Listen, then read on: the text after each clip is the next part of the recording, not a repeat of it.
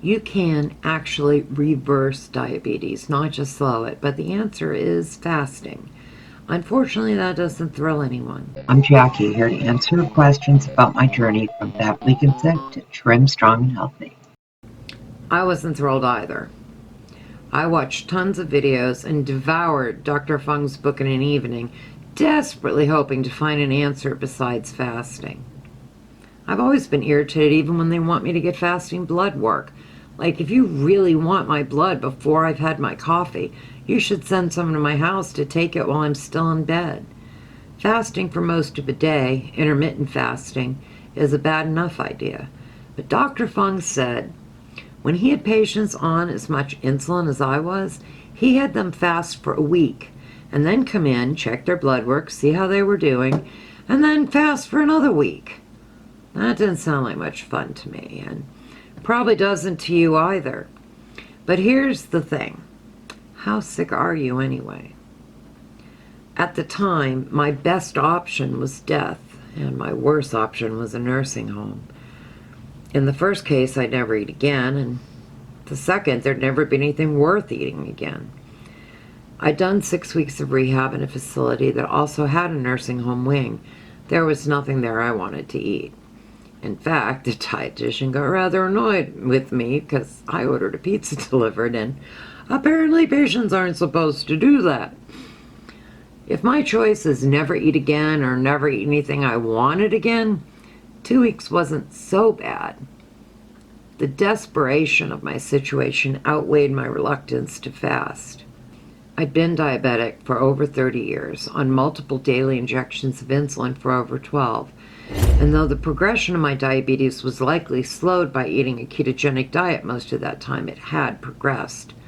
I'd had pancreatitis, a heart attack, ME/CFS, adrenal insufficiency, thyroid resistance, severe lymphedema, neuropathy, diabetic ketoacidosis, cellulitis, necrotizing fasciitis, a pulmonary embolism, and 2 month-long bouts of congestive heart failure. I'd nearly died several times and was pretty sure I was dying now, either rapidly as I hoped or more slowly and painfully in a nursing home. My desperation to avoid that nursing home definitely outweighed any desire to eat. Let me say right now, I sincerely hope no one watching this video is as desperate as I was. I wouldn't wish that on my worst enemy. But I'd like to see you avoid becoming that desperate, and I'm going to take a bit of an opportunity here to explain that fasting really wasn't that bad. We have a hunger hormone, and it peaks every day when we usually eat. We've trained it to do so. And it peaks at the times we usually eat, but then it wanes. We imagine that fasting will cause us to be hungrier and hungrier, but that's not how it works. Every day we're training our hunger, so after a few days it just kind of goes away. The first day there were waves of hunger, which I stubbornly ignored. The second day the waves got really intense, and I got more stubborn yet.